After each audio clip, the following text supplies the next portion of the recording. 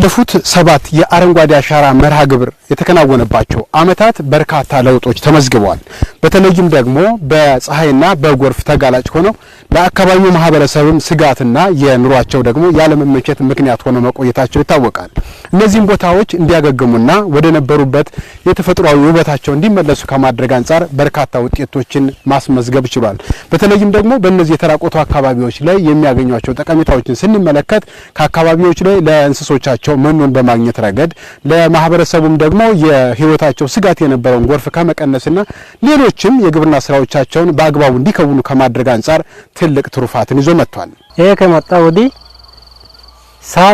ቆንጆ ሳር ይወጣን መሬቱ ራሱ ደስ የሚል መሬት ሆኗል። አካባቢ ሰው ራሱ በጣም እየተጠቀመ ነው። ከበፊቱ በጣም ይሻላል። ይሄ ማለት ነው እይታ ራሱ ንፋስ ራሱ በጣም እየተገኘ ነው። ጎርፍ በጣም አካባቢ ሰው እየተቸገረ ነበር። ዘር ቢዘራ ጠራርጎ ወርታች ይወስዳል። ከዚህ አንፃር ትልቅ ተጽዕኖ ነበረ።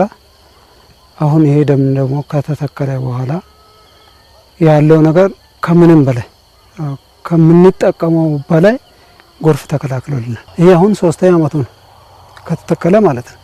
ከ3 አመት በፊት ያለውና አሁን ያለው ለውጥ ግን ሰማይና ምድር ልዩነት አለ። በእርግጥም ከኋላ እንደምትመለከቱት አይነት ጫካ በመፍጠር የአካባቢውን ስነ ምህዳር መጠበቅና የአየር ንብረት ለውጥንም ለመከላከል የተሰራው ስራ በውጤት እንዲገለጥ ያስቻለ መሆኑንም በተለያዩ ቦታዎች ላይ ተዘዋውረን በተመለከትንበት ወቅት መታዘብ ችለናል። ዝግጅቱ በጣም አለን።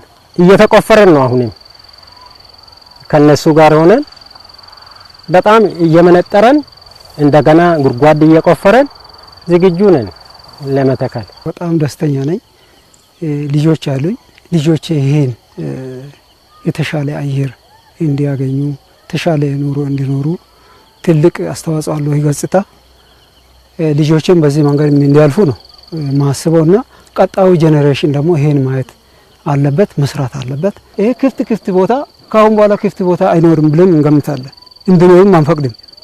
ምክንያቱም ጥቅሙን አይተናል። እነዚህ ሁሉ መልካም ውጤቶች ተደምረው እንደ ሀገር የተጀመረውን በአረንጓዴ አሻራ የማሳካት ርዕይ የአካባቢንም ስነ ምህዳር መጠበቅና ለማህበረሰቡም ደግሞ ኢኮኖሚያዊ ተጠቃሚነትን በማረጋገጥ ረገድ የተያዘውን ጅምር እውን ለማድረግ ፋይዳው የጎላ መሆኑን ማሳየት ይቻላል። በክልሉ ውስጥ በተለይም የደን፣ የፍራፍሬ፣ የቀርከሃ እና ሌሎች አይነት ዘሮችን ነው የሚተከለው። የተፋሰስ ልማቱም የእርከን ስራውም የተለያየ ስትራክቸሮችም በተተከሉ ቦታዎች ላይ ብዙ ስራ ተሰርቷል። በዚህ ሁኔታ እኛ አሁን በየአመቱ ከ5 እስከ 10 ሚሊዮን ነው ችግኞች የሚፈሉት በክልል ደረጃ። በመንግስትም በግልም ይፈላል። በጣም በስፋት አለ የደንም የፍራፍሬም። ይሄ ስራ ሲጀመር ያው እንግዲህ የመጀመሪያው ስራችን ይሄንን የተፈጥሮ ሀብት ስራ እና የተፈጥሮ ሀብት ስራውን ከሰራን በኋላ የተጎዱ መሬቶችን እንዲመለሱ ማድረግ አንዱ አላማ ነበረ።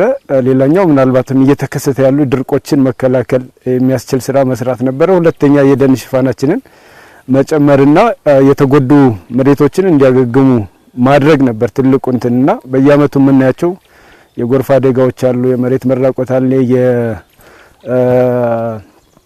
የምርትና ምርታማነትም የመቀነስ ሁኔታ አለና እነዚህን ነገሮች ከግምት ውስጥ በማስገባት ነው እንግዲህ አረንጓዴ አሻራ ስራ የተጀመረው። ይህን የመሰለው ያለፉት 7 አመታት መልካም ውጤት በበለጠ ውጤት ይገለጽ ዘንዳም 8ኛው የአረንጓዴ አሻራ መርሃ ግብር ሊከናወን ከዋዜማው ላይ ደርሰናል።